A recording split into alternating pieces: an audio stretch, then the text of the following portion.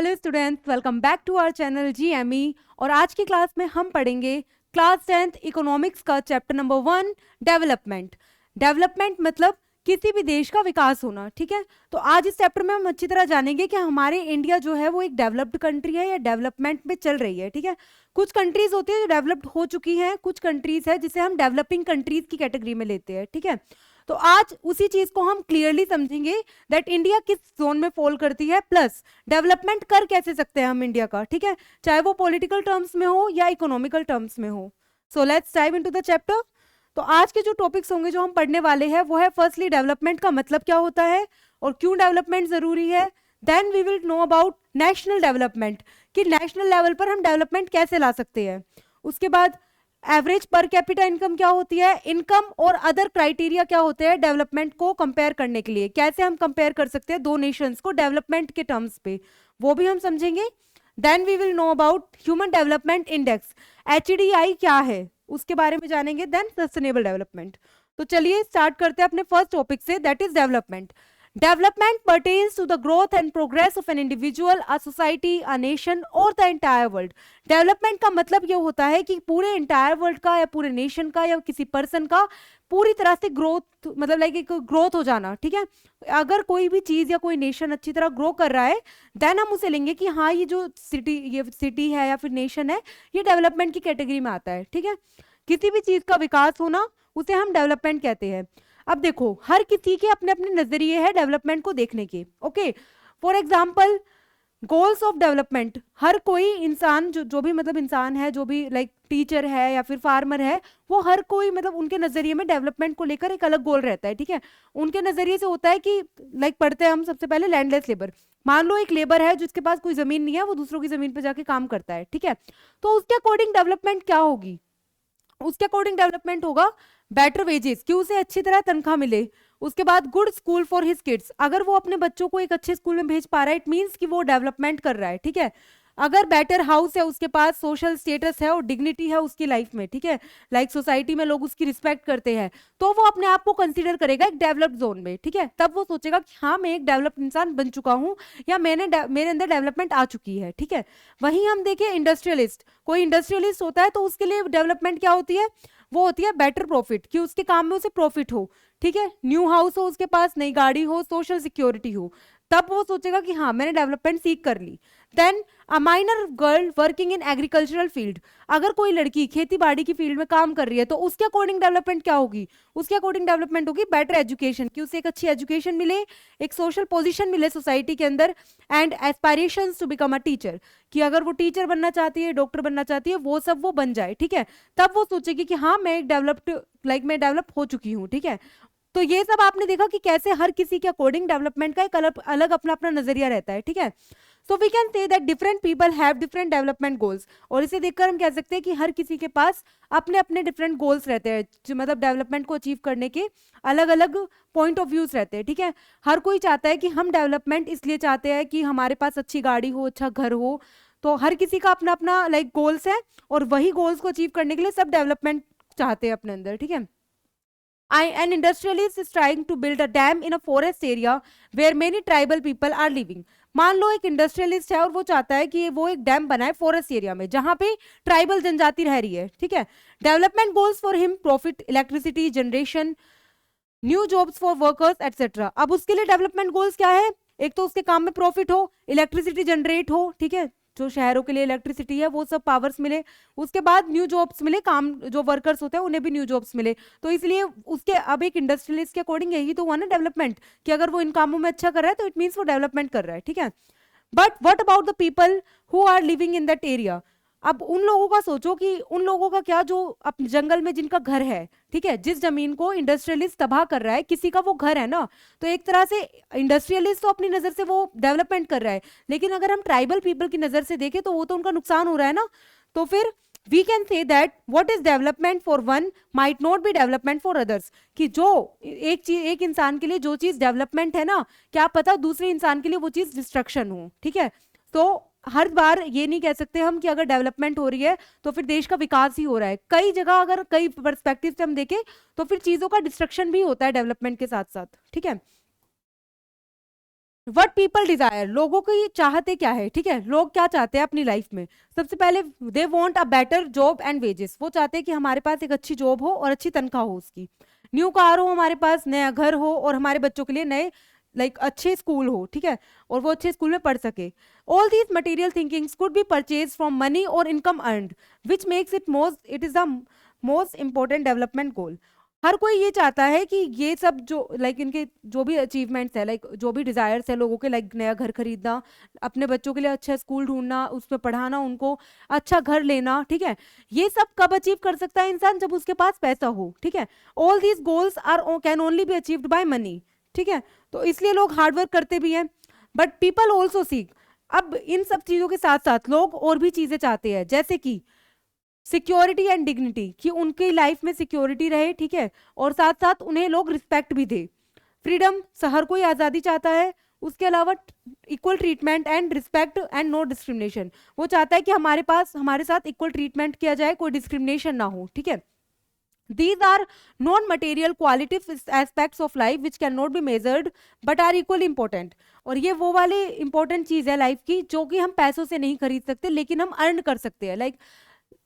इसके लिए हमें हार्ड वर्क करना पड़ेगा, अपना नेचर अच्छा रखना पड़ेगा, only then we can achieve these goals, ठीक है। पैसों से ये सब चीजें नहीं खरीदी जा सकती, लेकिन पैसों के जरिए हम इस चीज को अर्न जरूर कर सकते हैं, ठीक है। Now facilities for his families, working atmosphere, opportunity to learn, security etcetera. मान लो रोहन है, पालमपुर में रहता है, उसे एक जॉब मिली है, but before accepting the job he would look at other factors apart from income. लेकिन मान लो उसे जॉब मिल गई, लेकिन वो उस जॉब के अलावा अलग चीजें भी देखेगा कि कहाँ की, जैसे कि कौन कौन सी चीजें वो देखेगा कि उसकी फैमिली के लिए क्या फैसिलिटीज मिल रही है, वर्किंग एटमोस्फेयर कैसा है पालमपुर में, उस जगह जिस ऑफिस में वो काम कर रहा है वहां पे वर्किंग एटमोस्फेयर कैसा है, साथ ही साथ उसे सीखने को क्या मिल रहा है वहां से। उसके अलावा सिक्योरिटी देखेगा कि उसे कितनी सिक्योरिटी मिल रही है। तो सिर्फ जॉब के अलावा और पैसों के अलावा वो और सारी चीजें भी देखता है, उसके बाद कोई भी पर्सन जॉब को एक्सेप्ट करता है। ऑलराइट अब देखो, however another job may offer high pay but no job security and also leave no time for his family। कुछ जॉब्स देखो ऐसी होती है कि जिसमें पैसे भले ही अच्छा मिलता है, लेकिन वहां पे ना ही तो आपको सिक्योरिटी मिलेगी, ना ही वहां पे आपको इतना टाइम मिलेगा कि आप अपनी फैमिली के साथ टाइम स्पेंड कर सको, ठीक है। तो एक तरह से इस केस में क्या हो गया, अगर उसे दूसरी जॉब मिलती है, it may give him less pay and regular employment but that enhances his sense of security. देखो दूसरी जॉब अगर वो कर रहा है, तो मान लो वहां पे अगर पैसा अच्छा मिल रहा है, तो उसके साथ साथ कई चीजें उसके साथ डिग्रेड भी हो रही है, उसे टाइम कम मिल रहा है अपने फैमिली के साथ स्पेंड करने के लिए, सिक्योरिटी कम मिल रही है, और भी कई सारी चीजें उसे सेक्रीफाइस करनी पड़ रही है, ठीक है। For development, people look at the mix of the goals. It is true that if women are engaged in paid work, their dignity in the household and secure and society increases. देखो ऐसा माना जाता है कि अगर कोई औरत अच्छी तरह किसी अपनी लाइफ में सक्सेसफुल है और अर्न कर रही है, तो उसकी जो रिस्पेक्ट है ना, लोग और ज्यादा रिस्पेक्ट करेंगे उस वुमेन की, ठीक है। However, it is also the case that if there is respect for women, there would be more sharing of housework and greater acceptance of women working outside. A safe and secure environment may allow more women to take up a variety of jobs and run a business. Hence, the development goals that people have are not only about the better income, but also about the other important things in the life. Mostly women क्या करती है, वो अपने life को ना, अपनी life में successful इसलिए होना चाहती है ताकि, देखो मनी तो एक ऐसी चीज है जो कि हम अर्न कर ही रहे हैं, उसके अलावा जो मेन गोल रहता है एक वुमेन का, वो रहता है टू गेट द फ्रीडम, ठीक है। एक तो उसे फ्रीडम मिले, सेकंड थिंग उसे लाइफ में लोग रिस्पेक्ट करे, ठीक है। कई बार ऐसा होता है ना कि कोई भी इंसान क्रिटिसाइज कर देता है वुमेन को on the basis of that कि आप लोग हमारे पैसों के जरिए जिंदा हो, आप लोग हमारे पैसों पे ही कर रहे हो जो कर रहे हो, ठीक है। तो वुमेन चाहती है कि वो वाली लाइन या टैग लाइन उनके ऊपर ना लगे, साथ ही साथ उन्हें रिस्पेक्ट फील हो, ठीक है, उनकी रिस्पेक्ट की जाए अपने घर में, अपनी सोसाइटी में।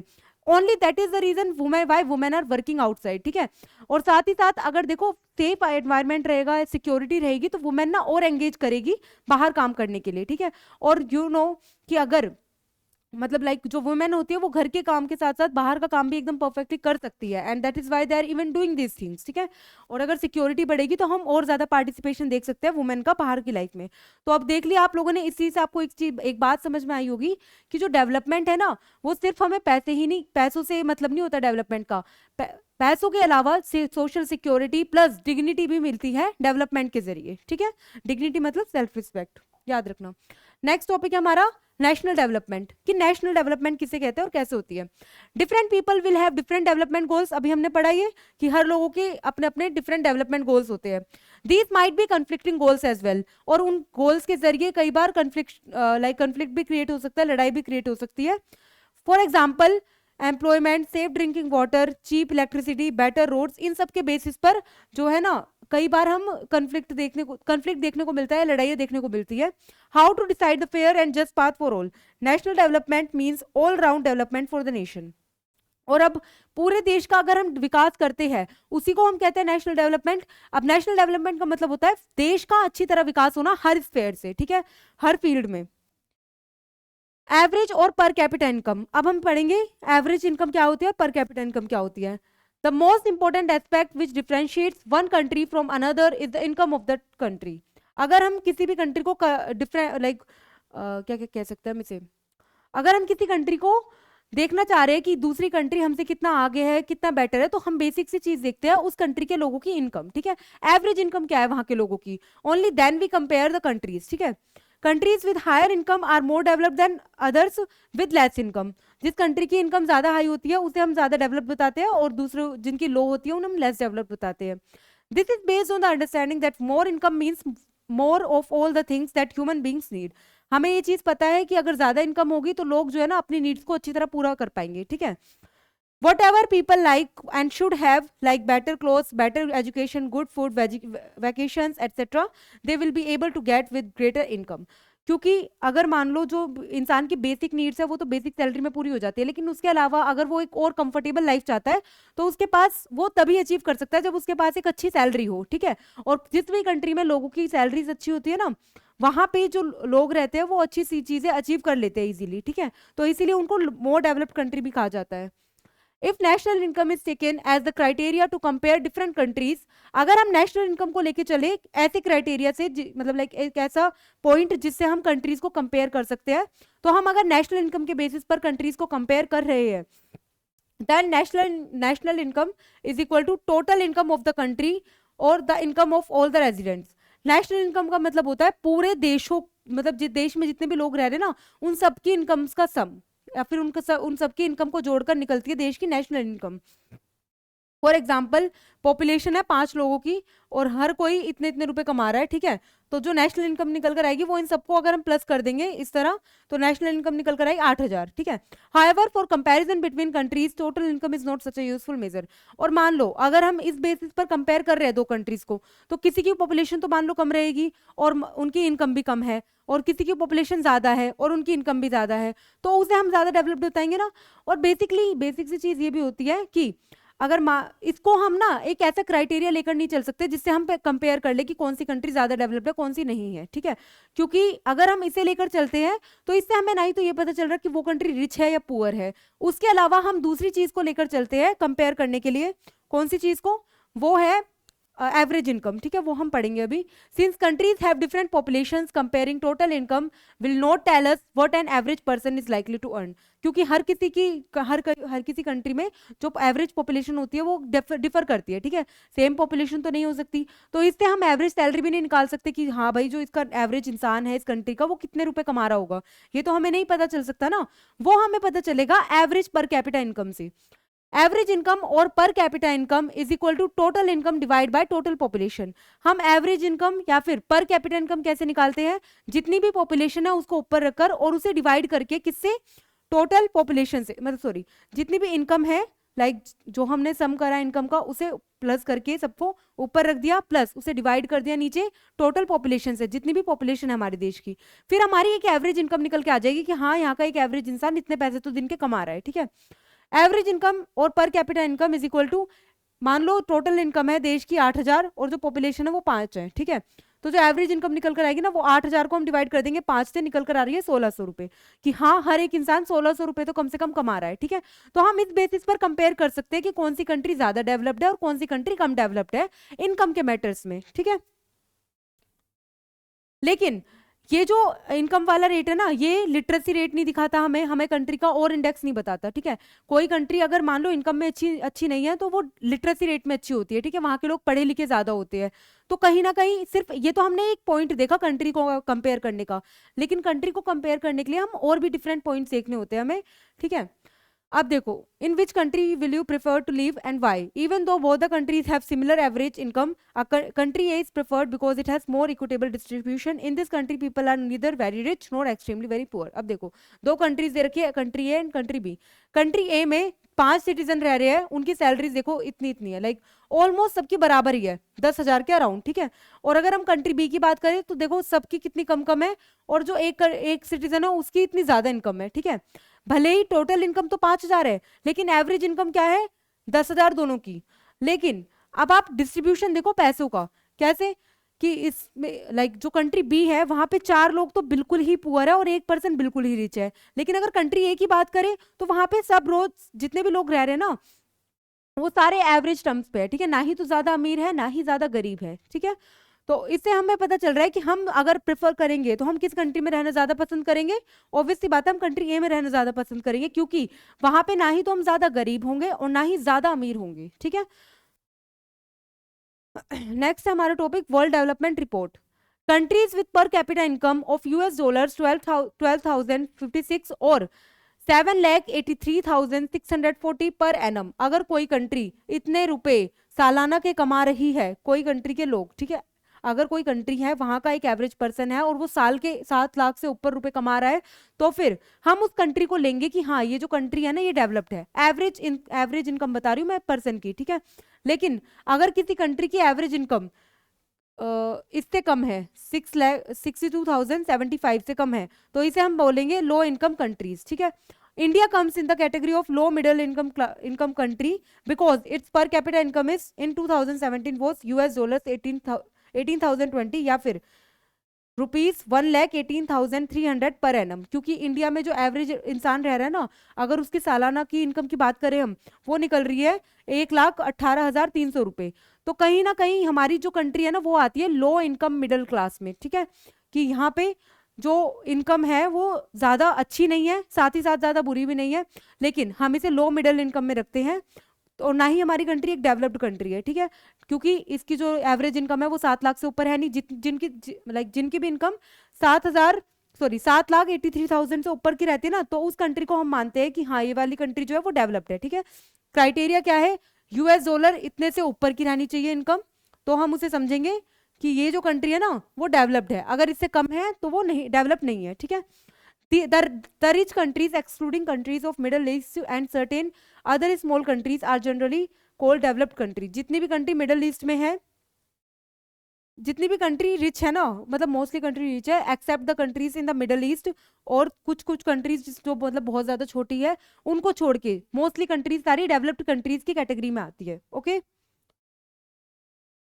नेक्स्ट टॉपिक हमारा income and other criterias of development. अगर हमें डेवलपमेंट देखनी है, मान लो दो स्टेट्स के बीच में डेवलपमेंट देखनी है, तो हम इनकम के अलावा दूसरे भी क्राइटेरियाज होते हैं हमारे पास। कौन कौन से? Haryana has the highest per capita income and Bihar is at the bottom. So if per capita income were used to be as the measure of development, Haryana will be considered the most developed and Bihar at the least developed state of the 3। देखो, अगर हम सिर्फ income की बात लेकर चले तो शायद हरियाणा जो है वो एकदम मोस्ट डेवलप्ड पे आएगा और बिहार एकदम लीस्ट डेवलप्ड पे आएगा। लेकिन अगर हम लिटरेसी रेट देखें तो फिर बिहार टॉप मोस्ट पे आ सकता है और जो हरियाणा है वो शायद लो में आए, ठीक है, क्योंकि बिहार के लोग ज्यादा पढ़े लिखे हैं एज कंपेयर टू हरियाणा, क्योंकि वहां का लिटरेसी रेट अच्छा है और हरियाणा का लिटरेसी रेट इतना अच्छा नहीं है। लेकिन पर कैपिटा इनकम हरियाणा का अच्छा है, केरला का अच्छा है, बिहार का इतना अच्छा नहीं है, ठीक है। Some comparative data in Haryana, Kerala और बिहार। अब हम देखते हैं कि हरियाणा, केरला और बिहार में और किस बेसिस पर हम उन्हें कंपेयर कर सकते हैं। अगर हम बात करें इन्फेंट मोरालिटी रेट पर, तो यहाँ का मोरालिटी रेट है 30। अगर हम लिटरेसी रेट बात करें हरियाणा का तो वो है 82, और अगर हम नेट अटेंडेंस रेशियो काउंट करें तो यहाँ का है 61, ठीक है। वहीं अगर हम बिहार का देखें तो यहाँ पे इन्फेंट मोर्टेलिटी रेट है 35, लिटरेसी रेट है 62 एंड नेट अटेंडेंस रेशियो है 43। तो कहीं ना कहीं हम डेवलपमेंट के लिए ना कई सारी चीजें देखते हैं, सिर्फ इनकम के अलावा कौन कौन सी चीजें देखते हैं? लिटरेसी रेट, लिटरेसी रेट का मतलब होता है number of people above 7 years of age who are able to read and write with the understanding and do simple calculation. जो भी इंसान 7 साल की उम्र से बड़ा है और वो लिख सकता है, पढ़ सकता है, साथ ही साथ सिंपल कैलकुलेशन सोल्व कर सकता है, उसे हम कहते हैं लिटरेसी रेट। ठीक है, नेक्स्ट है infant mortality rate. Infant mortality rate क्या होता है? Number of deaths in of infants under the age of 1 year पर 1000 लिव बर्थ। मतलब मान लो अगर 1000 बर्थ हुए हैं, ठीक है, उसमें अगर कोई भी बच्चा है जो कि अभी 1 साल का नहीं हुआ और उससे पहले उसकी डेथ हो जा रही है, तो उसे हम कहते हैं इन्फेंट मोर्टेलिटी रेट। तो ये जितना कम रहेगा जिस भी स्टेट का, वो स्टेट ज्यादा डेवलप्ड रहेगी। ठीक है, नेट अटेंडेंस रेशियो क्या होता है? The total number of children age group from 14 and 15 years attending schools as a percentage of total number of children in the same age group. जो भी 14-15 साल के बच्चे जितना ज्यादा अटेंड कर रहे हैं स्कूल को, उसे हम कहते हैं कि हाँ नेट अटेंडेंस रेशियो। ठीक है, जिस स्टेट का नेट अटेंडेंस रेशियो अच्छा है उस स्टेट को ज्यादा डेवलप मानेंगे हम इस वाली कैटेगरी में। ठीक है, किस कैटेगरी में? नेट अटेंडेंस रेशियो की कैटेगरी में। उसके अलावा हम फोर्थ चीज जो देखते हैं वो है लाइफ एक्सपेक्टेंसी। इसका मतलब होता है the maximum age that a person is expected to live. जो एज लाइक मान लो 80 है, अगर 80 एज हर कोई एक स्टेट का जो पर्सन है वो मोस्टली पर्सन 80 एज को क्रॉस करके ही जिन उनकी डेथ हो रही है, तो जितना ज्यादा लाइफ तो अगर मान लो हर कोई 80 टच कर रहा है ना, तो उसका लाइफ एक्सपेक्टेंसी रेट उस स्टेट का उतना ज्यादा बढ़ जाएगा। तो जिस भी स्टेट का लाइफ एक्सपेक्टेंसी रेट ज्यादा अच्छा है वो स्टेट ज्यादा डेवलप्ड है in the terms of health and conditions. Next है पब्लिक फैसिलिटीज।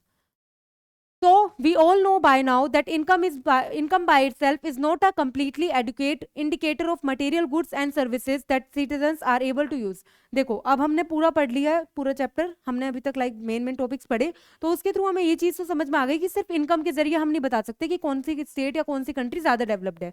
इनकम के अलावा और भी कई सारी फैसिलिटीज हमें देखनी होती है। Many of the important things in the life is the best way also the cheapest way is to provide these goods and services collectively. अब अगर हम कई सारी सर्विसेज लाइक देते हैं लोगों को, तो उससे भी हमें पता चलता है कि कंट्री कितनी ज्यादा डेवलप्ड है। What if no one other than you in your village और locality is interested in studying, would you be able to study? और can you build a highway on your own to connect your village with a nearby city? देखो अगर मान लो आपके village में कोई पढ़ना नहीं चाह रहा, ठीक है, लेकिन आप हो जिसको पढ़ाई करनी है, तो क्या आप पढ़ पाओगे उस विलेज में जहाँ पे कोई पढ़ ही नहीं रहा, स्कूल्स ही नहीं है जहाँ पे?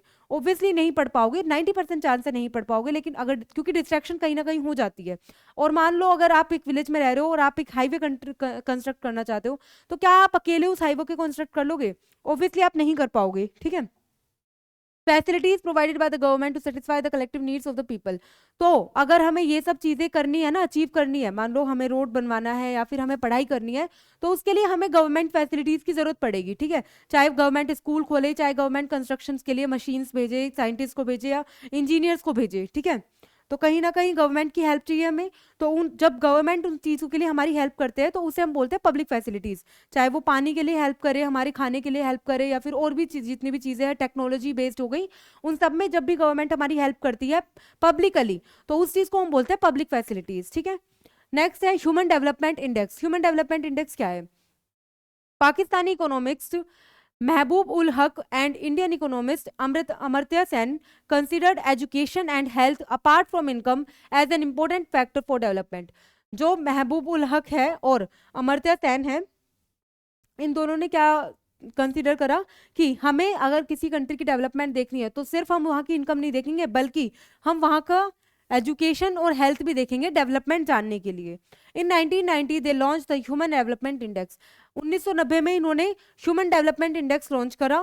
HDI is included in the human development report published by the UNDP programme. ठीक है, HDI जो है वो ह्यूमन डेवलपमेंट रिपोर्ट में भी पब्लिश किया गया है। ठीक है, ह्यूमन डेवलपमेंट रिपोर्ट आती है, उसमें HDI के बारे में कहा गया है। ठीक है, और वहाँ पे it compares different countries on the basis of education, health and PCI in order to measure their development. और उसमें ना ये जो होती है HDI जो है ह्यूमन डेवलपमेंट इंडेक्स, ये कंट्रीज को मेजर करती है किस किस टर्म्स में?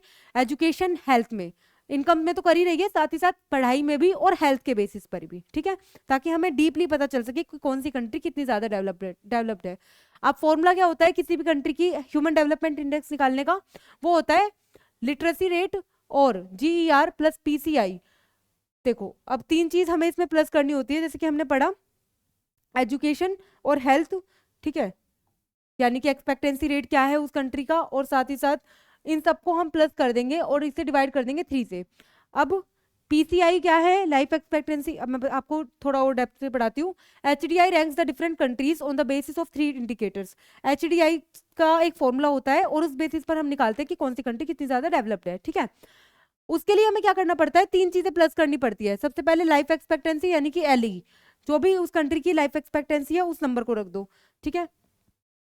जैसे मान लो 68 लाइफ एक्सपेक्टेंसी है, वो रख दिया। साथ ही साथ ग्रोथ एनरोलमेंट रेशियो कि मतलब कितने बच्चे जो है प्राइमरी सेकेंडरी एजुकेशन के पढ़ाई में एंगेज्ड है, ठीक है, उस नंबर को हमने रख दिया यहाँ पे। साथ ही साथ इसे प्लस कर दिया एवरेज इनकम या फिर पीसीआई, जो भी कंट्री की एवरेज इनकम है, पर कैपिटा इनकम है, उससे हमने उसे भी प्लस कर दिया। मान लो जो भी है 20 30 जो भी है, ठीक है, और उसे डिवाइड कर देंगे हम 3 से। जब हम इसे प्लस करके 3 से डिवाइड कर देंगे तो उस कंट्री का जो एचडीआई है ना, ह्यूमन डेवलपमेंट इंडेक्स, वो निकल कर आ जाएगा, ठीक है। और उससे हम कंपेयर कर लेंगे कंट्री कितनी ज्यादा डेवलप्ड है और कितनी नहीं। नेक्स्ट है हमारा बॉडी मास इंडेक्स। इससे भी हम पता लगाते हैं कि कंट्री के लोग जो है वो कितने ज्यादा हेल्दी है, ठीक है। बॉडी मास इंडेक्स जो होता है वो पर्सन के वेट को किलोग्राम में मेजर करके फिर उसे डिवाइड करना पड़ता है हमें उसकी हाइट से, ठीक है। जो भी पर्सन का वेट है उसे ऊपर रख के वेट इन केजी में, ठीक है, और उसे हम डिवाइड करेंगे हाइट से, जो भी पर्सन की हाइट है, इन मीटर्स। और उसके बाद डिवाइड करके जो भी नंबर निकल कर आएगा उससे हमें पता चल जाएगा कि जो पर्सन है वो अंडर वेट है, नॉर्मल वेट है, या ओवर वेट है, या फिर ओबेस की कैटेगरी में है, ठीक है। तो अगर बीएमआई जो है वो 18.5 से कम आ रहा है तो मतलब जो पर्सन है वो अंडर वेट है। अगर बीएमआई 18.5 से लेकर 24.9 के बीच में है तो फिर जो पर्सन है वो हेल्दी वेट रेंज में है। अगर 25 और 29.9 से ऊपर है तो वो ओवर वेट में है, और 30 से ऊपर है तो वो ओबीस की कैटेगरी में है। ओके, इस फैक्टर से हम कंसीडर कर सकते हैं कि कौन सा पर्सन कितने ज्यादा हेल्दी है और कितना नहीं है, ठीक है। नेक्स्ट है हमारा sustainable development. Everything available in our environment which can be used to satisfy our needs which gives us certain benefits और which gives us certain benefits। Sustainable development का मतलब क्या होता है कि रिसोर्सेज का यूज करना सो दैट हमारा बेनिफिट हो सके, ठीक है। लेकिन डिप्लेशन ऑफ रिसोर्सेज, अब क्योंकि हम रिसोर्सेज का यूज कर रहे हैं तो उससे जो रिसोर्सेज है वो भी कम होते जा रहे हैं। कौन कौन से रिसोर्सेज, जैसे मान लो ओवर पॉपुलेशन हो गया, डिफोरेस्टेशन हो गया, और पोल्यूशन हो गया, नेचुरल कैलेमिटीज हो गया, greed of individuals to over consumption. इन सब वजह से जो है ना, जो नेचुरल रिसोर्सेज है वो कम होते जा रहे हैं। देखो पॉपुलेशन जितना बढ़ेगा, पॉपुलेशन जितनी बढ़ेगी उतनी ज़्यादा रिसोर्सेज का हमें यूज़ करना पड़ेगा, ठीक है। उसके अलावा डिफोरेस्टेशन होगी तो जो रिसोर्सेज है वो बेकार जाएंगे। उसके अलावा जो भी पर्सन है अगर वो लालच में आकर पेड़ों को काट रहा है, जंगलों को काट रहा है, तबाह कर रहा है उनको, तो एक तरह से वो भी तो रिसोर्सेज को डेवलपमेंट, रिसोर्सेज का डिस्ट्रक्शन ही हो रहा है ना। तो उसको हमें रोकना होगा, क्योंकि अब रोकना क्यों होगा, ताकि हमारे बाद जो आने वाली जनरेशन है उसे एक अच्छी लाइफ मिल सके, उसे एक बेटर फ्यूचर मिल सके। दैट्स वाई हमें डेवलपमेंट करनी चाहिए, लेकिन एक सस्टेनेबिलिटी की तरीके में, ठीक है। Ground water is an example of renewable resources. These resources are replenished by nature as in the case of crops and plants. However, in the even these resources may be overused। देखो जैसे ground water है उसका हम over use कर सकते हैं, ठीक है।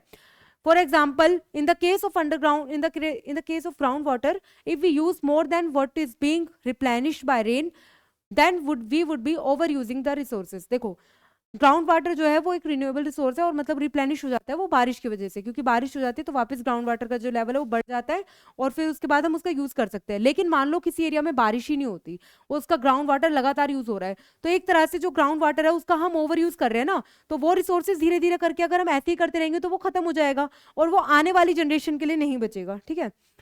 ऐसे ही क्रूड ऑयल है, वो भी एग्जांपल है किसका, नॉन रिन्यूएबल रिसोर्सेज का, which will get exhausted after years of use.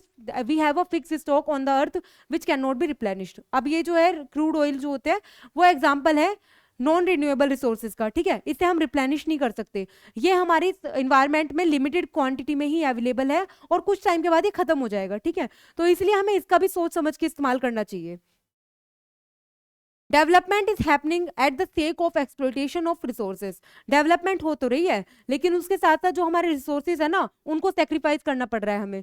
Resources को मतलब जितने भी लेवल पे रिसोर्सेज लाइक अवेलेबल है हमारी सोसाइटी में, हमारे नेचर में, तो वो सब हम खत्म कर रहे हैं ताकि हमारे देश का विकास हो सके, ठीक है। सस्टेनेबल डेवलपमेंट इसका मतलब होता है development without compromising the needs of the future generation. Development उस तरह करना जिससे फ्यूचर जनरेशन को आगे आगे मतलब आगे चलकर नेचुरल रिसोर्सेज मिल सके, ठीक है। मतलब डेवलपमेंट करो लेकिन एक तरीके में, ताकि आगे वाली जनरेशन को हमारी तरह सेक्रीफाइस ना करनी पड़े चीजें। 3R का मेथड हमें यूज करना चाहिए ताकि रिसोर्सेज बचे रहे। कौन कौन से 3R? Reduce, reuse and recycle. Judicious use of resources and no wastage. जो रिसोर्सेज है उनका बराबर इस्तेमाल हो, साथ ही साथ उसका वेस्टेज ना हो, लाइक पानी का वेस्ट ना हो, तो फिर उस सबका हमें ध्यान रखना चाहिए। Save electricity by switching off lights and fans when not in use. Do not waste paper and water. Rain water harvesting करनी चाहिए, एटसेट्रा। कभी भी हमें इलेक्ट्रिसिटी का मिसयूज नहीं करना चाहिए, साथ ही साथ पानी का मिसयूज नहीं करना चाहिए और पेपर का भी नहीं करना चाहिए, क्योंकि ये सब हमें मिल ही नेचर से रहा है। और अगर हम इन्हीं का मिसयूज करेंगे तो आगे चल के हमारे लिए ही नुकसानदायक है वो। तो we must be careful while using this things. I hope आपको ये चैप्टर क्लियर होगा और आपको समझ आया होगा कि कैसे डेवलपमेंट होती है हमारे देश में और कैसे हम डेवलपमेंट कर सकते हैं। और हमें डेवलपमेंट के लिए जितने पॉसिबल स्टेप्स हम एज अ सिटीजन ले सकते हैं, हमें उतने लेने चाहिए। So this was all in the chapter. मिलते हैं नेक्स्ट चैप्टर में। बाय तब तक के लिए।